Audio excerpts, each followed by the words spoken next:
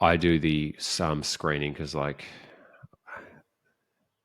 bad clients are honestly like cancer. They're a virus to your business.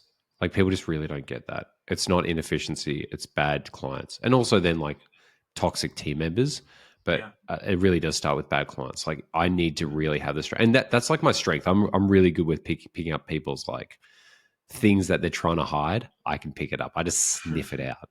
So I do that. And then from that stage as well, by doing all these questions, it's also I'm setting the expectations of going, this is how we work. So going back to some of those things of scoping our clients, it's doing things like this, asking about their business.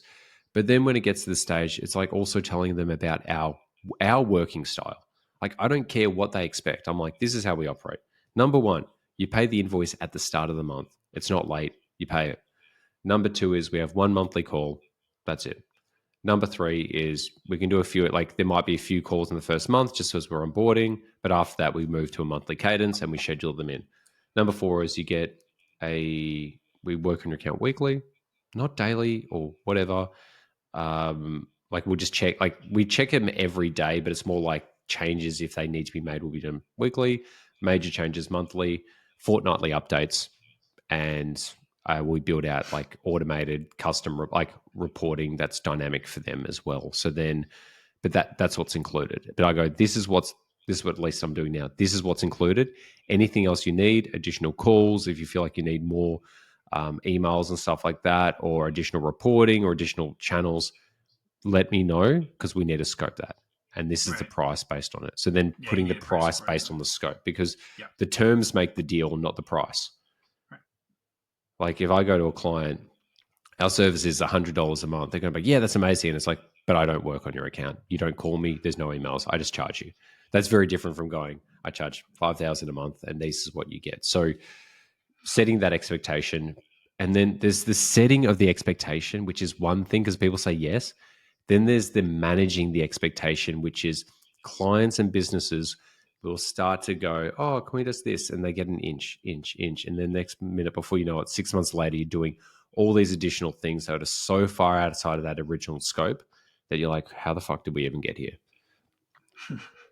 So scope creep, as we call it. Yeah, and everyone talks about scope creep, but it's this really fine balance between like going above for the client and trying to wow them versus going, if I knew that they needed this, I would have had to charge differently because of the time requirements involved. So I've spoken most of this episode. When I was trying to ask you questions, Cory, this is the biggest interview flip I've ever seen. It's disgusting. It's disrespectful. So now, in the next 10 minutes, I want you to give me a bit of a brain dump on anything I've said and your feedback, because I'm trying to milk the juice out of your brain. So let's focus in on the screening prospects section of this, because we didn't get a chance to get into the onboarding clients. I mean, that's a very big topic, but yeah. I'd say if I had to simplify it, I'd put it into kind of four. Let's just say three different sections. So one is going to be assessing the data readiness, as I like to say. So essentially, and Michael, we talk about this a lot, tracking conversions. Yep. Are those conversions tracked accurately? What is the source of truth in terms of where we're getting that data? Is it Google Analytics, some attribution tool, whatever? So I'm typing this down, by the way, just letting you know. Like I'm learning here. So if I'm like looking around, guys, it's not because I'm rude. It's because I'm learning. Sorry, keep going. Yeah, no, you're good. But yeah, so assessing the data readiness is really the first thing I want to see. I want to really figure out what are the capabilities of the data that we have, right? Because that is going to be the foundation in which we determine strategies, tactics. We're going to align those with objectives, but I want to be clear about that right away when I'm in the screening process. And we're just talking a really quick check. I am not talking about logging into Google Tag Manager and, it's just there's not enough time for that, and you're not probably being paid for this screening call. So that's free consulting, and nobody should really be doing that. But just a quick check, again, assessing the data readiness. The next big one is going to be, we've talked about it a lot here because it's so important, which is clarifying the goals and the expectations. Always very Yeah. important. It's probably the number one thing I am looking for when I'm screening prospects is what are we looking to achieve here? Is it incremental revenue? Is it profits, volume, growth? Is it like brand awareness or brand presence? What is it? Is that nuanced? Is it account wide? Do we need to account for omni-channel? What does that entail in terms of your goals and expectations? And then I am going to be assessing, and more often than I'll ask them, do you think that's realistic? And that's a very, very powerful Yeah. question. Some people don't do that. I think they just go like, all right, well, I just want to get this client. Sounds like they Yeah. want a lot more conversions and they really got to fix their return on ad spend. Okay, I'll just do both at the Yeah. same time and figure it out. You got to ask if it sounds unrealistic based on your experience with the industry, with your channel in particular. I think it's a very powerful thing to ask, and I would really recommend, do you think that this is realistic? It can really create a lot of good conversations and help Yeah. them also realign with what might be an unrealistic goal. And then sometimes the truth really comes out like, I don't really think it is, but this is what the owner is telling me that we need. I agree with you that I don't think it's really that realistic. Again, people are smart; they can read between the lines. And Yeah. if you're asking, they probably assume you don't think it's very realistic, and then that can create conversations that they can then bring back to those C-level executives or just the owner or whatever. It depends on the business size. Yeah. So clarifying those goals and expectations is huge, and just showing that you care about the business, right, is a part of this. Because if you're just looking for the sale, why ask about goals and expectations, right? So I think it also sets a precedent that we're going to be a partnership here. This isn't just I do the work, I do your bidding. You ask me to create a campaign, I create it for you. That's not what this is. There's freelancers out there that'll charge you $5 an hour that'll just create a Google Ads campaign. That's not what you're hiring someone like me or Michael Yeah. for. We're delivering value beyond pushing buttons and changing settings inside of Google Ads. So assess data readiness, clarifying the goals and expectations. Before I move on to the third one, Michael, any thoughts, comments? Mate, I've already have, so that's why I'm like sitting on the side of my seat. So, man, that asking, do you feel like this is realistic? And it's so powerful because the reality is the human mind just goes into autopilot and just assumes that like, just it doesn't even question belief systems. So it's like, I want this, therefore it's possible. Mm-hmm. By asking the question, is it realistic? It puts the onus back on them to justify why it's realistic, not you, which means that you can understand their thinking patterns behind it, but also questions their thinking patterns, which they haven't even done. Because they might go, oh, yeah, because of this and this. Actually, maybe not. Like by putting the question on them, you're asking them to give you the answer rather than you telling them the answer. Because if you tell them the answer, they can get defensive. If you ask a question and they come up with the answer, they think that's truth. Now, the risk is that they're like, yeah, it is realistic.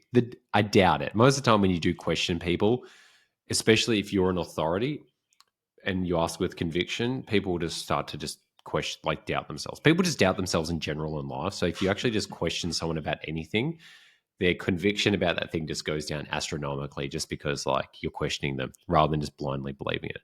So, Yeah. and when you make as Carl Jung says, like when you make the unconscious conscious, you can actually start to change it. So the unconscious is non-changeable, but when you make it conscious, you can. And when you're asking questions, you're eliciting these like unconscious beliefs and fears and worries out of them that you can actually start addressing as well. Right. Yeah, and look, folks, we're not trying to be, well, maybe Michael is, manipulative here.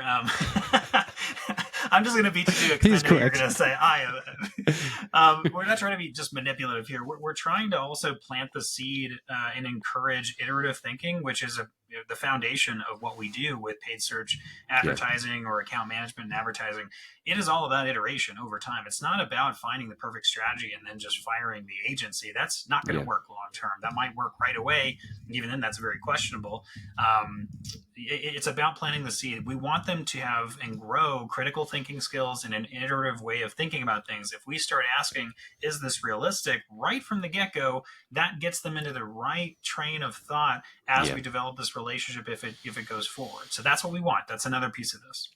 You've got to and take a step back from all of this, not you, Cory, but anyone, myself, and come from the frame of this. You're the expert. Now, if you don't ask these questions and you don't set these like frames and you don't question their expectations, you're not an expert. You're just like an employee below them. You've got to come in on the same level or higher that you're leading them. They want to be led. They don't want to lead. But you need to also give them the ability to feel like they're not being controlled. So you do need to ask them questions to see what their expectations are. Now, Cory, you said getting like visibility on like the outcomes and the expectations around that.